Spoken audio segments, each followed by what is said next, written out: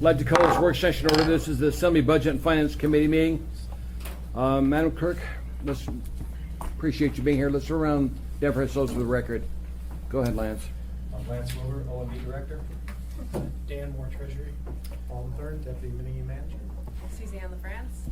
Christopher Constant. Dick Trainee. Tim Steele. Forrest Dunbar. Eric Croft. Pete Peterson. Al Tumanity Senior, Budget Advisory Commission. Mike Chadwick, Control Audit. Welcome to the meeting. Amy, are you on the line still? Yep, I'm here. Okay, good. Be safe out there, ma'am. Yes, sir, I will. Thank you. Okay, you've got the agenda in front of you. We'll go down through it. Under 3 is MOA financial status. Dan, are you going to do that? Because Yes. Robert Harris isn't here. I will, okay. So the status report for revenues will be coming to you in your first October meeting. We briefed the executive group just, was it earlier? It was on Monday. It seems like a long time ago, but anyway, the bottom line number for all the 100 funds for general government, this includes Fund 181, which is development services. It also includes any unrealized investment gains or losses on cash flow investments. Bottom line figure is a projected positive revenue variance for 2017 of 3.2 million, and that's subject to change between now and the end of the year. However, most major revenue sources are either historically fairly predictable and not so much variance. I'd say the only 2 exceptions that we've seen historically would be investment earnings. Those we've already seen this year. Some months they're up, some months they're down. This most current month they were down 400,000, but we're still ahead of budget. But so the investment earnings will be a bit of a up and down from now to the end of the year. And tobacco tax, some years, some of the distributors either purchase heavy before end of year or they purchase heavier more like in January. So sometimes there's some timing issue there, but we've tried to account for that variability in the budget numbers that we suggest to OMB. So hopefully there's a little bit less of that surprise. But so far it's good. The 3.2 million is most all departments are right on budget. The areas that are above budget are property taxes. That's up, I think it was about $1.7 million. That's offset by marijuana tax. The budget number there is, we expected it to, we budgeted for 3.0 million. Our latest projections will have 1.5. So property tax and marijuana tax almost directly offset each other. The other taxes are pretty much right on what was budgeted. Construction revenues, same thing, right on budget. I've already talked about investment earnings. The special collections project that we're working on is expected to bring in about $900,000. So that's a good thing. The budget for that was set at 1.2 million. So it'll be slightly under budget, but it is extra revenue that wasn't originally budgeted. And the police department is just a little bit below budget, not too far off, 400,000. Fire department is ahead of budget by 400,000, so they kind of wash each other out.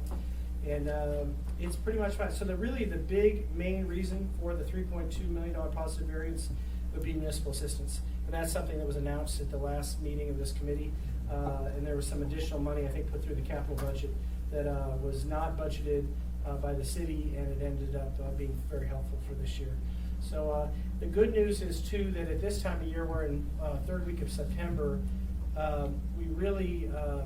we think that our projection is going to hold quite well, except for the investment earnings. I think that's the only caveat. So I think it's good. And the other thing I'll just say, and then we'll pass it to Lance, is we are about to go. Alden's here. It's all his fault. No, just kidding. SAP is starting to go live. You know, the payroll side has started, and the Philo side, which is the finance side, is going to go live in early October.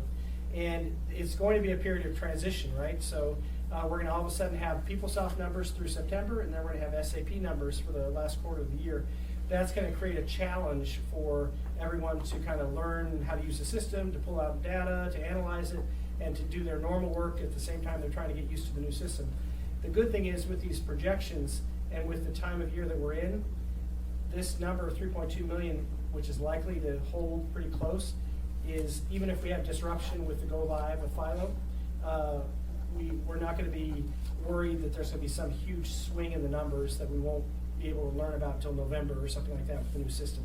So I think we're well positioned to to end the year positive and to be able to get through the transition without disrupting the projection. So that's Thank you. all. We've got some questions for you. Okay. Mr. Steele? Yeah, my question was, would you say again what the marijuana tax? Oh, yeah, sure. What So, time period and how much? Yeah, for the year, it was budgeted to come in at 3.0 million. Right now, we project, based on the growth that's gone on, 1.5 million. So it'll be half of what was budgeted. For next year, we do expect the number coming from marijuana will be bigger than this year's budget. So it's going to be in the $3 to $4 million range. And so it's, that's good news. I mean, this year was a transition year. Next year will be more established, and there is still growth there, so. Thank you. I think you have more product coming to market this There's next a lot year. more product coming to market. The prices in July, actually, it's getting to be quite competitive amongst, shops. So, there's a lot going on, but it's, overall, the net revenue is still on upward climb, so. Any other questions from Assembly members for Mr. Moore? Thank you. Lance? Thank you, Mr. Chairman. Let me just start with the 2017 budget. At the beginning of September, we were 72% through the year, and for all departments, their labor budgets were somewhere around 68, 69%. We're still kind of working those with individual departments, and then there'll be charges that we're calculating that we're to the capital project for SAP. The non-labor is at 70%. To expend it as of September, so the departments continue to manage their budgets very well. They're still, with the exception, I think, of one, they're all gonna meet their 0.5% savings that we've asked them to do, which will then in turn help us with our year-end budget and potentially fund balance as well. So we're managing those very well, and I'm happy the department heads are keeping an eye on that. And to reiterate what Dan mentioned, while we're having this change in financial systems, the department heads and their budget analysts are on notice that they know where we are. Typically what they do in the month of November or October is the same thing they do. If there was any surprises, they still are responsible and accountable for managing their budgets, and so we're gonna help, the administration's gonna continue to hold that. So 17 is still looking pretty good. 2018, OMB is we're very close to getting our 2018 capital, utilities, and general government budgets completed. We pretty much got the capital budget wrapped up. There's a couple little things we have to figure out. On the utilities, we're still one or two little things we're putting a bow on. And then on the operating side, met again with the administration to look over the final proposals that we have both on the revenues, and we are gonna have some proposed reductions that we'll share with you next week. We have a work session scheduled at 11 o'clock next Friday, the 29th. It's going to be an overview of the 2018 budgets, the general government, the capital, and the utilities. My goal will be to talk similar to what we did last year about what we're using for our revenue assumptions and the sources, sort of the priorities that the administration continues to have in public safety and jobs and homelessness, and where those funds are going to be allocated. We are going to have some reductions in departments. We'll share those with you as well, and then how those changes potentially could affect the taxes. And then we'll have some questions in a scheduled work sessions. Rose and the folks in the assembly office have been very accommodating to help us schedule those. Again, you will get the budget on October 2nd, which is a Monday. It'll get introduced on October 10th. Your first public hearing is on October 24th. So that's the general schedule. I'm gonna write all that down. I will mail that to you on a week from Friday. So we've been working very close with the executive team almost day by day as we're putting this budget together. Right now, we're in a situation where we're just running the overhead or IGC allocation, and that really tells us where the gap actually is. So that's about what I have to share on the operating budget for 18. I have one more announcement, but before I get there, maybe if I could, one more. Notice if you have any questions on 18, what I can share with you right now. My only question, Lance, relates to employees. Are we looking at eliminating vacant slots? Or are we looking at actually laying off current full-time employees? So there'll be a combination of both, and some of the employees are actually planning to retire, so we're really trying to work within, if we have people that they've either given us notice or we think they're planning to retire, we're trying to put that in so that we limit the amount of actual filled positions, after January 1, that they would have budget. Could you do me a favor then, as we're getting this budget cycle, we've got our meetings, give us a listing of those slots that are being eliminated, that have live bodies in them. So I will, If you would, I please. will work with, through ER, and then on my presentation on Friday, next Friday, I'll give you a sense of what the total number is and if they're vacant or filled. Thank you, sir. Forrest? Thank you, Mr. Chairman. So, I'm not sure if you're the appropriate person to talk about this, or maybe Mike, he's not here. I just want, as we're putting together the list of bond proposals to go forward, which we haven't seen yet, right? I mean, we know one by P and Z, like, here are all the different projects, but which one of those we're actually gonna try to put on the bond? I want us to be really careful and really thoughtful about which ones we do, and I also want us to communicate to the school district the same thing, so that hopefully we can bring our bonds in lower than they were last year. And the reason being, I think that there, among my constituents at least, there is a falling tolerance for continuing to do bonds. And there are critical projects we have to do, but I would like it to be a target for, is it the executive committee that makes a decision, or the mayor? I'm not sure who, before it even comes to us, who is having that conversation. So the process will be, you'll get the capital improvement program, it'll have capital improvement budget, will have a list of proposed projects for proposed bonds in 2018. Yeah.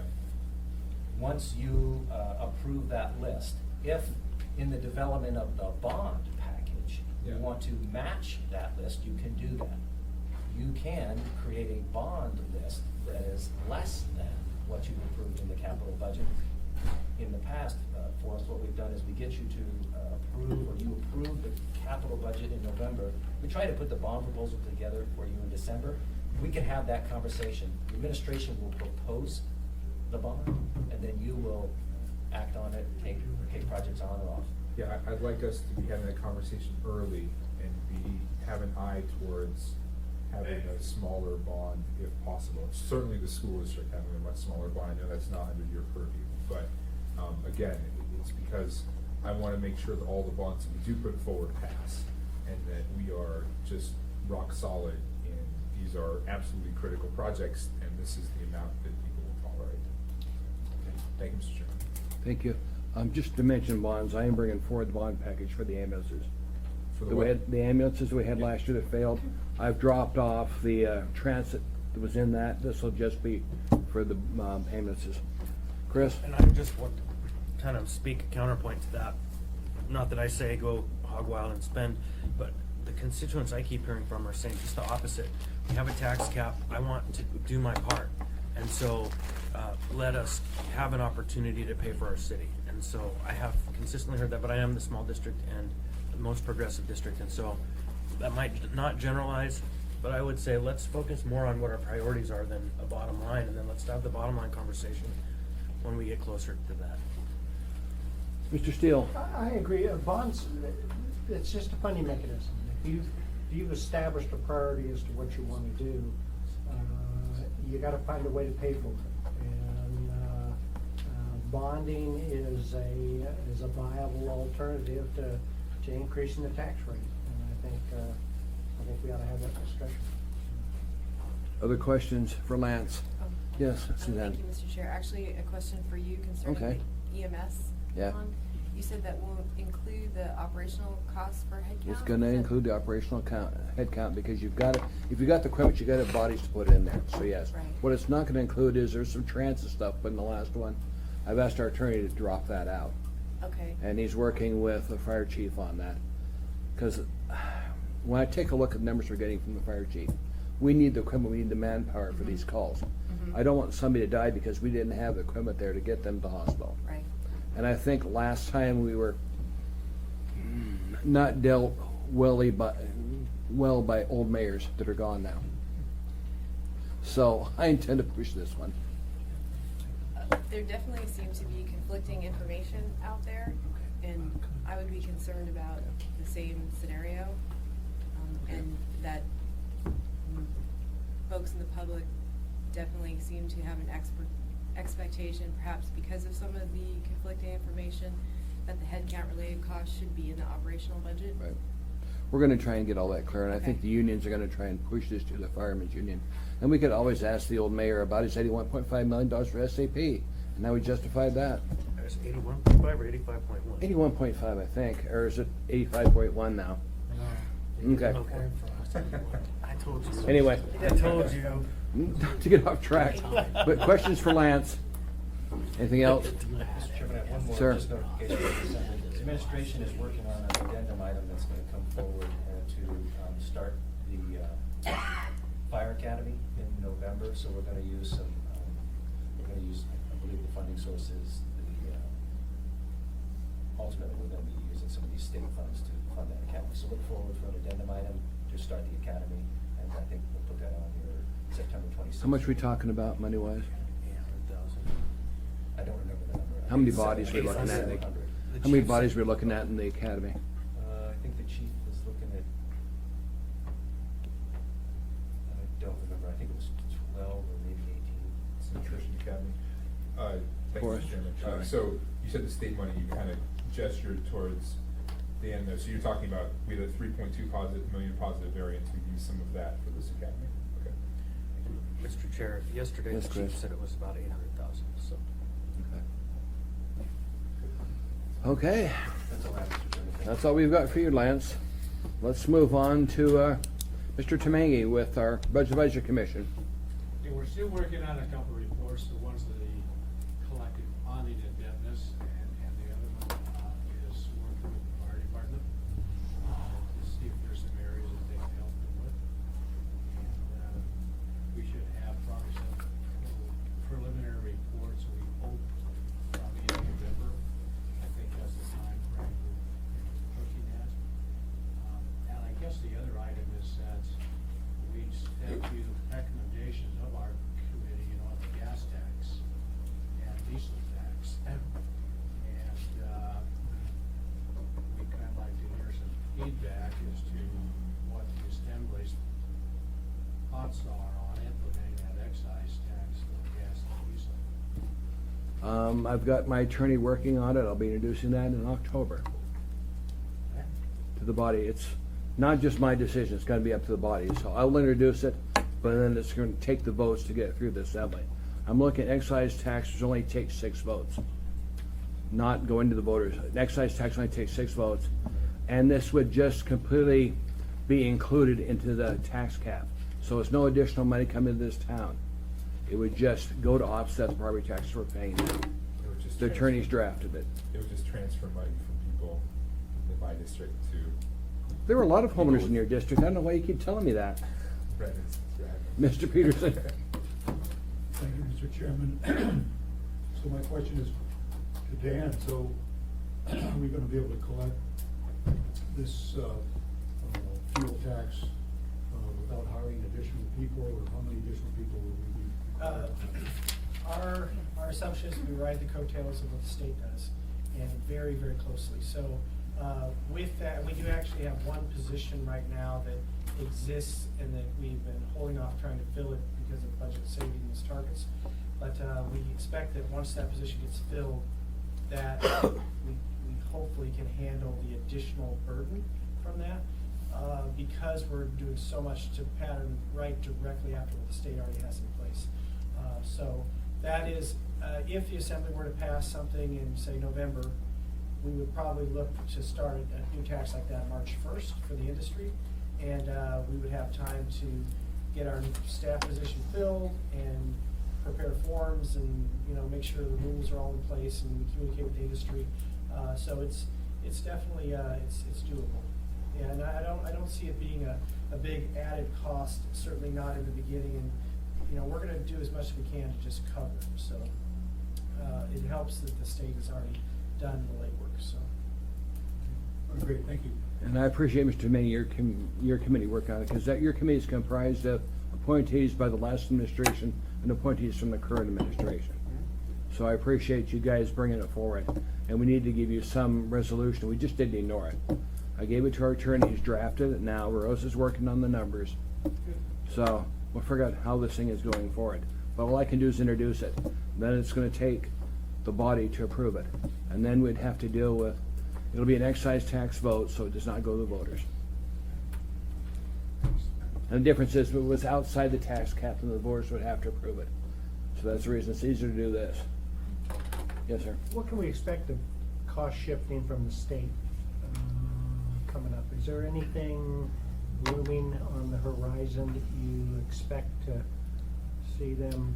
I have not been apprised from any department of any changes, sort of the prisoner care one that we had in 2017. Those continue. We still have to cover those, but I'm not aware of any new ones. With their financial situation, I can expect something, but I just was wondering if there were any indications as to what that might Not be. as of yet. Just a side note, I was told the state would like to make a run at the gas tax. My goal is to get ours introduced in October before they do it. And given how slow they work, it's gonna be months before they Well, ever if get we around wait to for it. them, then we can piggyback on their collection operation. If we do it first, then, Well, they still collect now. They already have one. They've got one. Oh. I'm just talking about, I've heard that the current governor wants to increase it. So, any questions? Okay, thank you, Al. Thanks. Now we're down to our favorite subject. I thought. What are we gonna I thought call that you when project SAP was is done. working? We're gonna miss seeing you, Muffley. I thought you retired. Yeah. Well, thank you, Chairman Trainee. First off, we are live on our HCM, and we'll talk about that. We're working through trying to bring the finance and logistics modules online here soon. I'd like to go over the training one first, and that I know I provided 2 documents today. This is probably, there'll be this one, and then there'll be next week will be the last one for this particular one. We have 96% of our development of first phase 1 and phase 2 modules almost completed, which we better because all the developers roll off tomorrow. So we are actively trying to finish that up. If you remember, we did have to defer level 3 training because of funding and time. So this was this de-scoped amount bound to this particular time period, but you can see that team, which I had to bulk up, is going to accomplish the tasks that they were expected to do.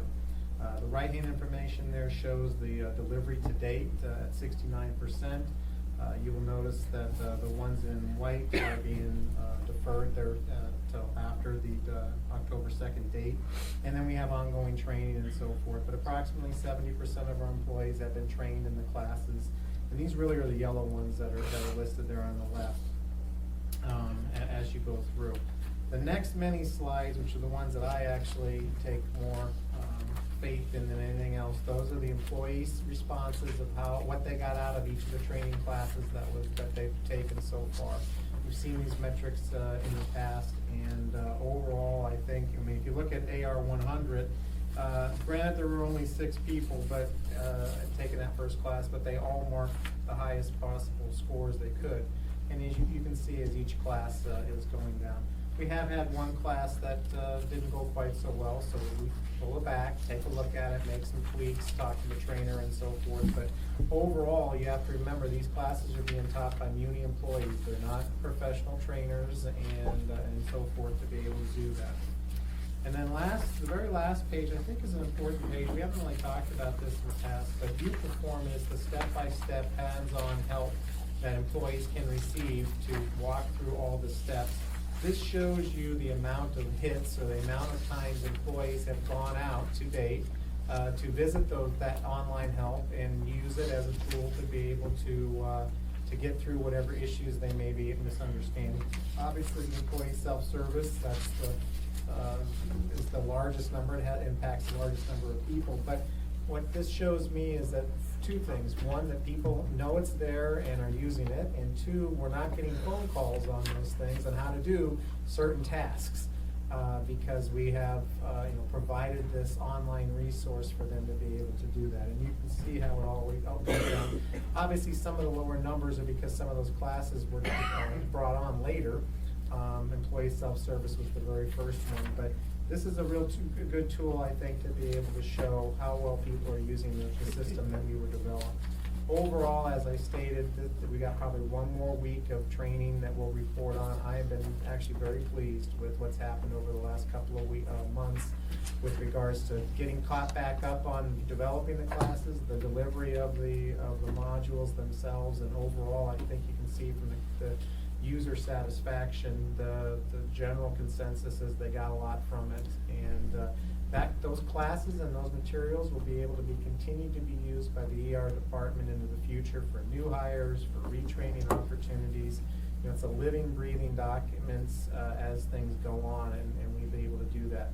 But I would be remiss, you know, as Zig continues to say, we didn't get all of them, and there will have to be some additional discussions whether departments or other funding opportunities come up in the future to try to get that level 3 group that was out there. But overall, I've been very pleased with the training that's occurred. Let's see if there's any questions from assembly members. Mr. Steele? Good job, Alden. You know, I think I see the light at the end of the tunnel, but maybe not.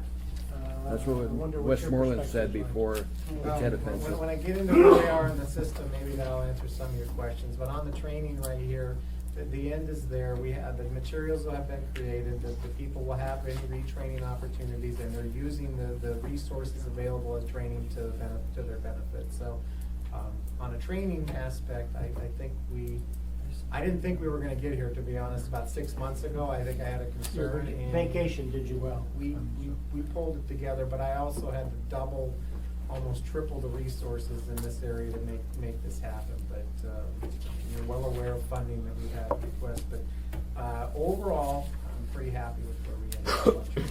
Mr. Croft? Yeah, I tried twice to get on and it was just really slow. I saw your emails about that. Is that fixed? Can I try again? You can always try to be able to get on. What do you mean for not- That was gonna be a part of performance testing that I was gonna be, let me answer that question just a little bit with regard, but that's referred to as performance testing and how well the performance of the system is. We have a couple slides at the very end of the next presentation that speak to that, and I'll try to answer your question specifically. But by all means, do not try to get on system just because of the lag time and so forth. It should be working, and there are some areas that we're working through. Mr. Chair. Any other questions? Yeah, Yes, I'm Chris? having a different problem, but I'll wait and see if it shows up.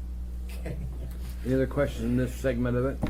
So that was training. Okay, let's move Now on. we'll talk about the actual system itself, which is the daily metrics that you have seen. We are currently in the middle of what is known as data cutover for 2016 information.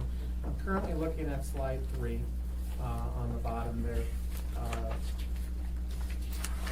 Towards our 2016. We have to be able to accomplish a large number of tasks which actually end with loading of purchase orders and contracts on the purchasing side. And as you can see over the last few days here, we've been above the blue line, which is what we want to be, and we are now below the blue line in our cutover tasks.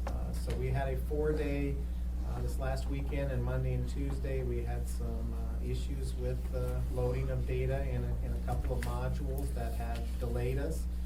We are 2 days behind where we want it to be. So yesterday we went to an 8 a.m. to 10 p.m. work required schedule for the remaining employees who are doing that. In actuality, many of those employees are doing 8 a.m. to 2 a.m.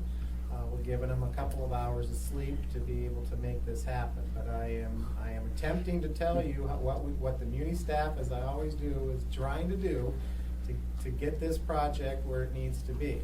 This is a huge project with a lot of data, and we had a very successful day yesterday, long but successful, and you can see that we did make up some ground towards our blue line on slide 3, and we are loading assets today.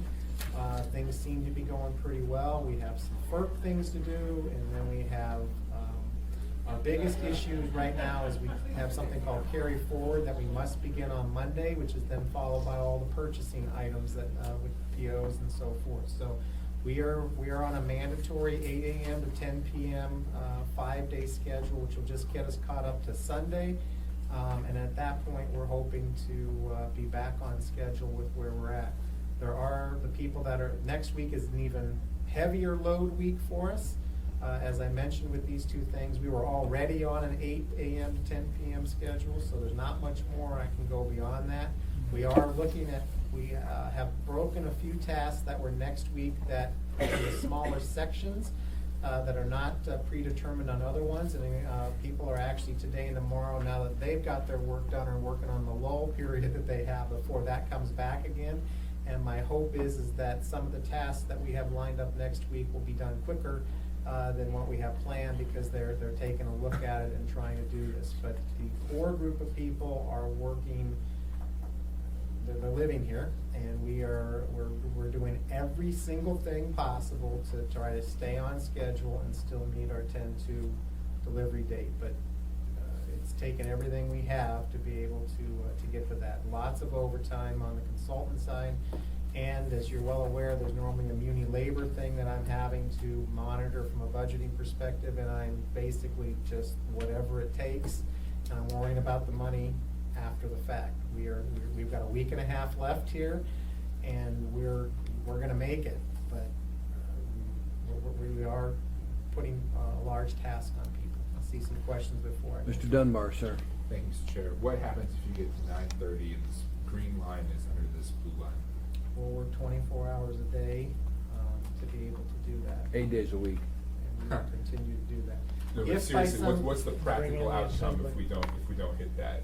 What's at the very end, and I hate talking about negative, but, we wanna hope for the positive part, is purchase orders.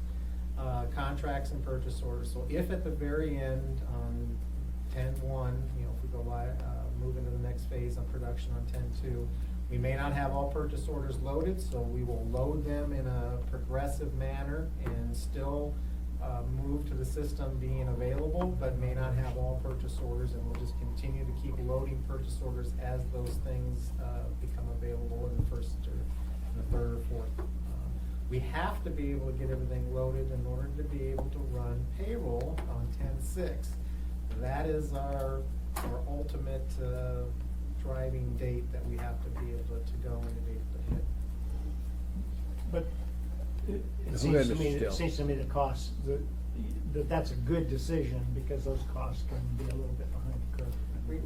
We have some, every department wants to have everything they have Sure. in the system and available when they have it to go But you live. gotta be able to- As Lance and Dan have mentioned, we're doing the best we can, and there might be a few areas where we have to not have information available on 8 o'clock in the morning, and maybe it gets there at 4 o'clock in the afternoon. And as long as there's an understanding of sympathy to that and understanding that we're moving into this, give us a little, but we are certainly doing everything possible right now not to have that happen.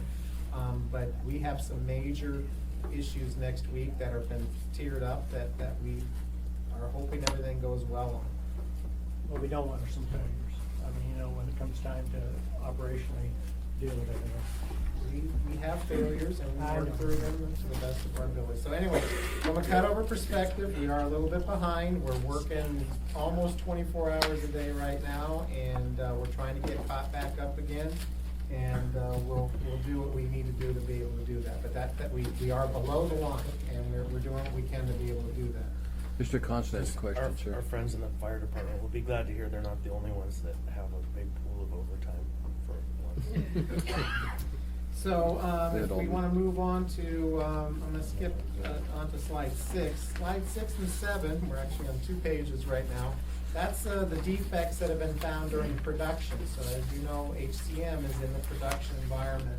And you'll see 3 people have the vast majority. Arvin, he's our time, person, so he deals with the time portion. People clocking in and clocking out.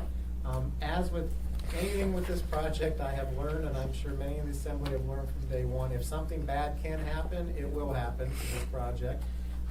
We had some CABA issues right off the bat, and they are located in Miami. And it just so happened to be, we took that system on the day the hurricane went through, and it took us 3.5 days before we were able to get a hold of the company because they were underwater and had no power. Any excuse.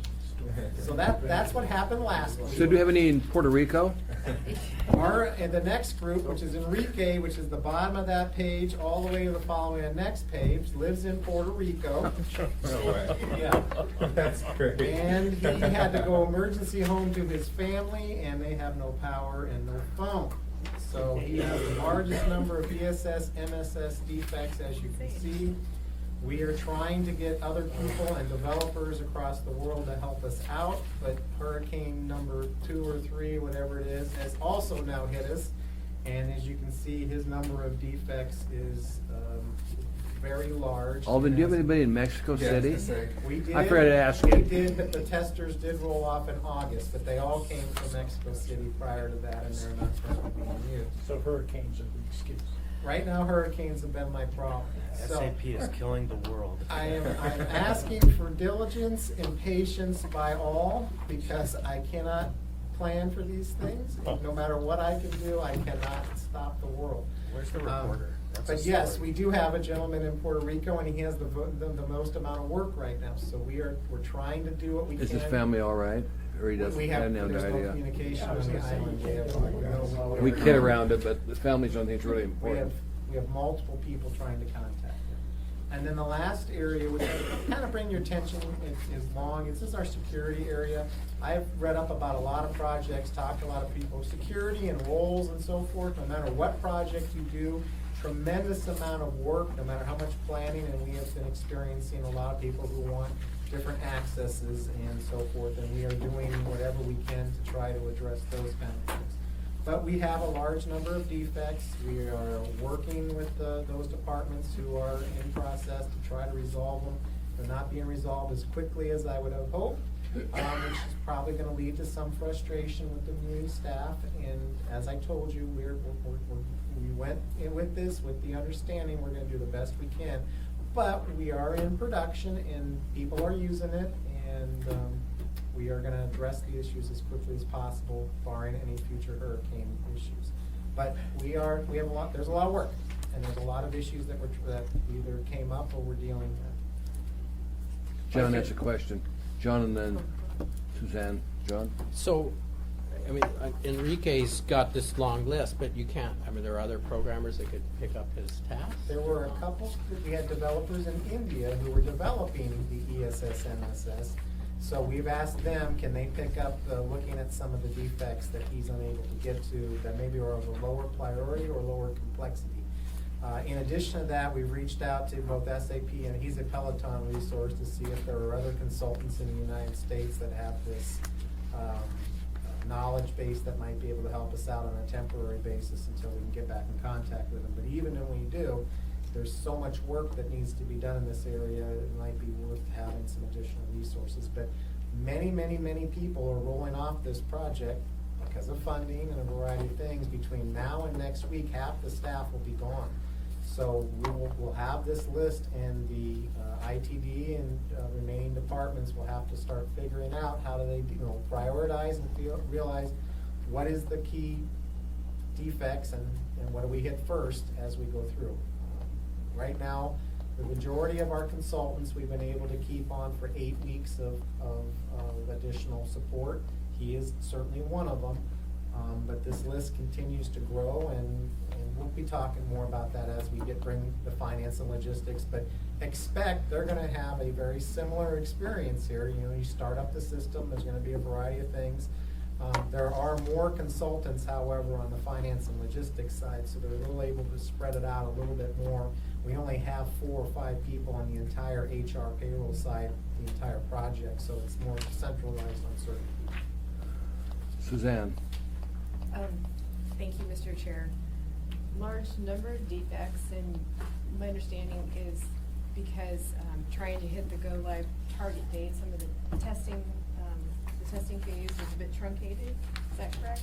Well, in 2 areas, remember we talked, you were well aware about money and financial Right. situations, so just knowing that was our limitation right there. We did have to eliminate the user acceptance testing, which is where some additional Muni staff might have had the opportunity to test some things out, and we potentially could have caught some of these out there.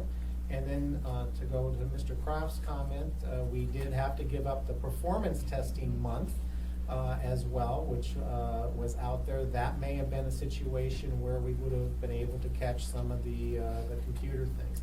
Performance testing, and I'll answer Mr. Croft's question right now, resides on 2 things: the system and our computers. So we are looking at two different angles. We actually looked at SAP in the system. Remember, the system's in Santa Clara, California, so how fast are things going back and forth?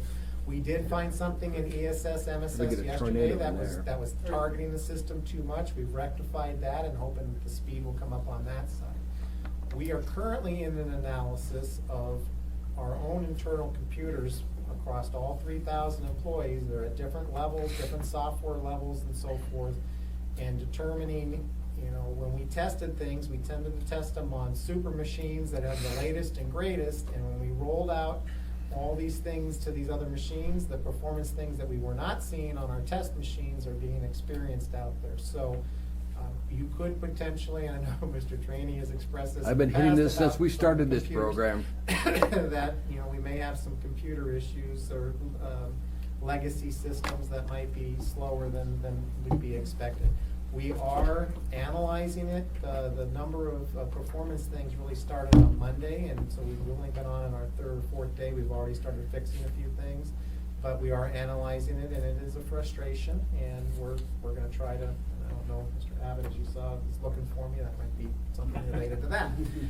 But we are looking for it. We are keeping track of the phone calls, and we are doing this. When we get into production with finance and logistics, you would have even more work going through and more people being exposed to that. So we're going to try to deal with these over the next week and a half, and that's going to be more hit to the system at that point in time that potentially could bog us down some. So we are trying to find out what the root cause of some of these areas are, but you are correct, Mr. France.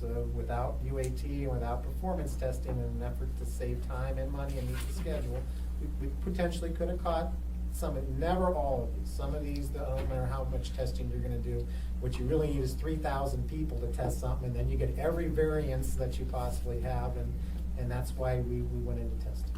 Or went into Mr. France, anything else, ma'am? Just a follow-up, with half the staff gone next week, primarily consultants? Primarily the leadership is Okay. leading, and we are keeping as many of the consultants as we Okay. could. SAP will have, we will pay for one project manager, SAP will pay for another. We are down to basically two leaders, and then because cutover, which for 2017 continues into October, the lead in that area will be there. Otherwise, every other lead will be rolled off on October 1st. So the leadership is gone. Vast majority of the core consultants will be here 4 weeks. Half of that group will be here 8 weeks. And then on our developers, which is the ones who might be able to fix some of these defects, we're down to 5 or 6 at this time period. So there'll be a substantial number of people being rolled off here over the next week and a half. So over time, the support function will be moving to the internal IT group, would you say? Is that what it's? Well, I'm sure you're gonna hear a variety of meetings and conversations in the future. There is an existing amount of money in the ITD budget to pay for this 4 and/or 8 week schedule. Right. But I'm sure you're gonna continue to hear the need for long-term, financing to help support the system. You do have they have been approved the AMS contract in the past. That's another opportunity to have support for the system, long-term, and that was the March contract that was approved by the Assembly for $8 million over 3 years. That's an avenue to have ongoing support as well. Anything else, ma'am? No, I just feel like there's another shoe that's gonna drop with this. And I know that, I'm not trying to be pessimistic or anything, but, you know, we are talking about hurricanes and everything in this conversation. I mean, there's a lot that's outside of the control. And I mean, just in terms of costs and what to expect, the farther in advance, you know, the better. I mean, especially when, 0.5% target, I mean, sounds like that could be jeopardized, you know, by some of this as well. Well, they'll be just, I mean, like I said, we've got a pretty good 8-week plan to be able to help support. I personally don't think losing all the leadership of those projects is probably gonna be detrimental. They're not working on the defects anyway. But as you get into the end of the 4 weeks or the end of the 8 weeks and the number of defects that may still be out there, that'll be the situation where there'll be a conversation with regards to what do we do now and what resources do we have to be able to continue to enhance the system and or deal with defects that might still be out there. Mr. Peterson and then Mr. Go ahead, Pete. Thanks, Mr. Chairman. So, we have some of our leadership that's getting ready to basically leave town. SAP leadership, when I say leadership, I'm referring to SAP leadership. So, do you think we might want to make a deal with some of them before they leave, so they can help us drag ourselves across the finish line here? Well, they are SAP employees, so they're moving on to next projects. We do have 7 The next Peloton people that are not leaders that are there. As I mentioned, we between us paying and negotiating with SAP, we have the project manager and the delivery executive will be here for 4 weeks. And then Ingrid, who's the cutover manager, will be here for 4 weeks as well. But at that point in time, all SAP leadership will be gone, and that we will be on our own, so to speak, with the committees that have been established to maintain ongoing support of and leadership of the system. All right, thank you. Mr. Constance there. Yeah, so is this the total of all the defects or Right, these so- outstanding defects? So, in production right now, the ones that are assigned to SAP, that was slide 6 and 7. Right. If you go to slide 8, those are the ones that are currently in production that are assigned to municipal employees, so there's additional 12. And then we break out on slides 9 and 10. We are currently, as we've talked about many times, some of the reports were kind of dropped in at the very end because they're not critical to the success, to making the date.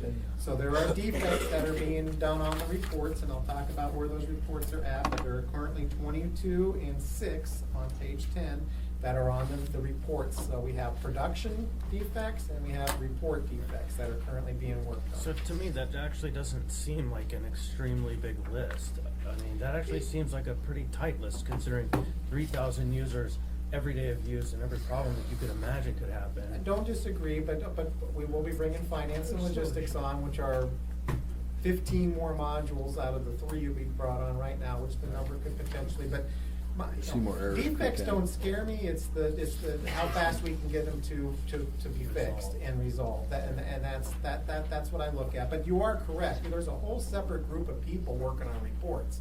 So that group is not interactive with the production people, so that work is being done at the same time. The problem is that the Muni staff are doing cutover and they're having to do the defects on both sides at the same time. So that is our challenge. However, we have made some progress. If you go to slide 11, these have been our 29 defer reports that got dropped in at the very end. You'll actually see that 6 of them have been put into production. The benefits department has been moving along awesome. And you will see there are only 2, 4, 6, 7 left that have not been delivered to us by SAP. That's that second column from the left right there. I have been assured that they will all be delivered to us by the end of next week in accordance with their contract.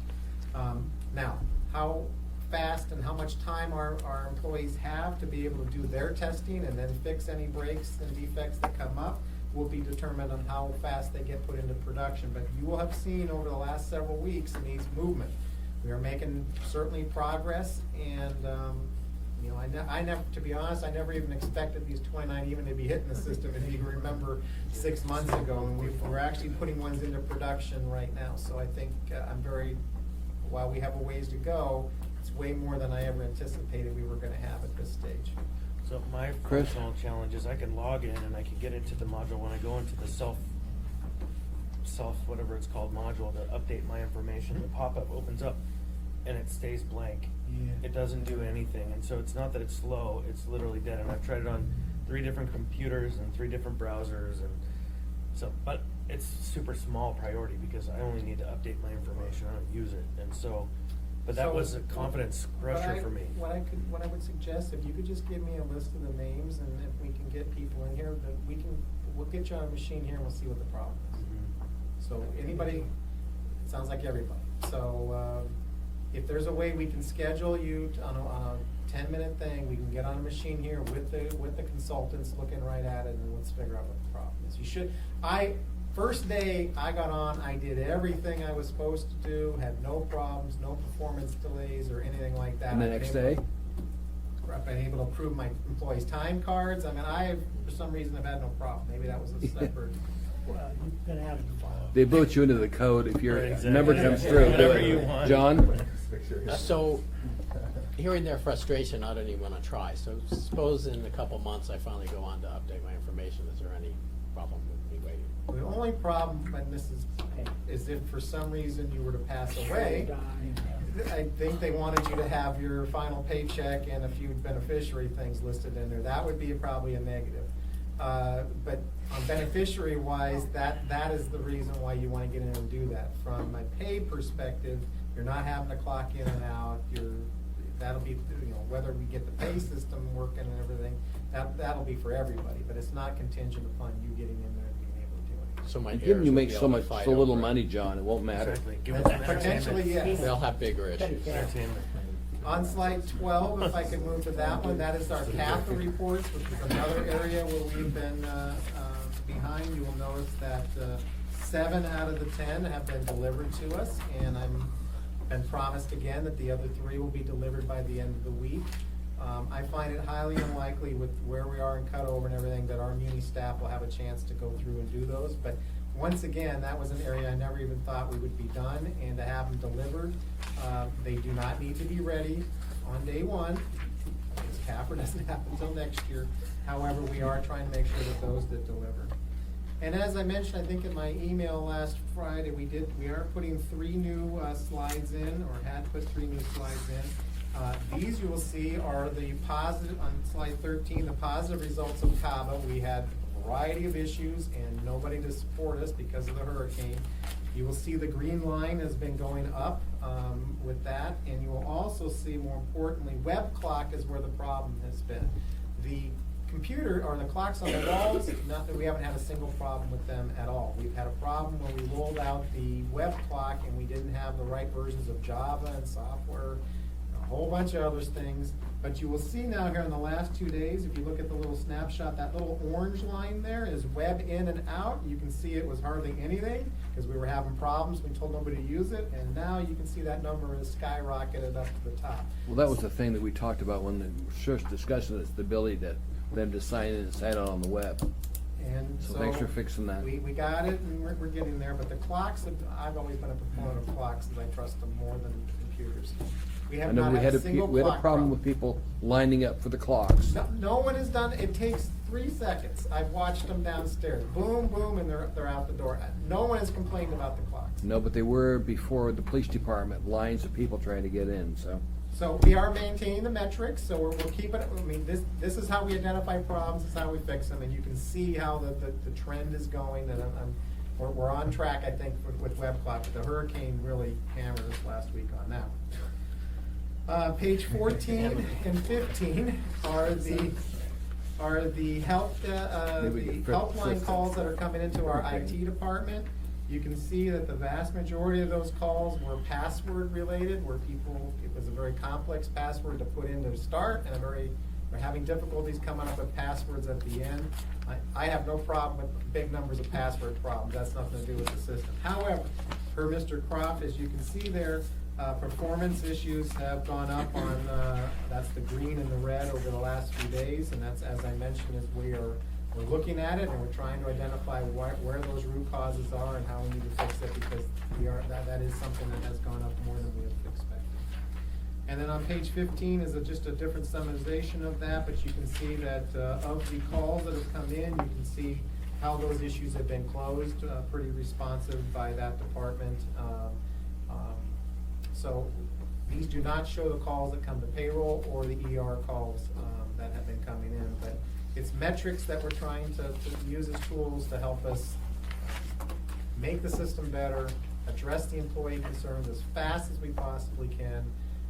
This is a process. It will take several months to stabilize a system of this size. And please remember, we're bringing 3 systems on: time and attendance, ERP, and ECM. So any one of these things could have issues, could have problems, and we're working through them as we get there. But we did bring 3 systems on, and they are available right now. And we are gonna do anything possible to make sure phase 2 hits October 2nd, our staffs. We are also looking to move out of 155 by the end of October, because we're hoping that that will be a sign to you that we are finished and moving on. So we are in the process of migrating computers out of there over the next month. Just remember what you guys promised you do to that room on your way out. I expect it to be modernized and ready to go. It was a Under the- trade-off under to the be SAP here. budget. Minutes for me and 5 minutes for you two. Any questions from assembly members? Just a Yes, comment, Tim. I'd rather be out of the room a little bit longer and have everything smooth. Yeah, I agree. than, Yes. sort of, so. We still have the credit union room as well, Yeah. so we're migrating the people. Anyway, IT. I'm surprised that you're doing as well as you are, quite frankly, given the history of the project. We've had a lot of issues backwards and forward, but we seem to be doing well in the last few months as far as I can see. But I would like to get each and every one of you who have any issues to somehow stop and let's get you figured out. Ultimately, you're my customer base, so please, let's somehow figure out how to get with me, I can get by without even being on it. and let's figure out how we can make yours work. So whatever we need to, I'll work. I'll send a follow-up email after this meeting, and anyone having issues, I'll Let's- resolve them to find the time to come in. I don't want people to turn a blind eye. We need to get the issues fixed, resolved, so we can move on, because the issues will just never stop. So, anyway. Alden, can you send a copy of these slides to the city clerk so she can send it to the rest of the members? You got it? I already did, and this meeting here, this update will cover tomorrow's. Yes, it will, because we're not gonna have a updates. meeting tomorrow on this. This is sufficient information to call you back tomorrow. We don't need to. And I did supply them electronically. Okay, thank you. If there's anything else, this meeting's over with. Thanks for being here. Thank you.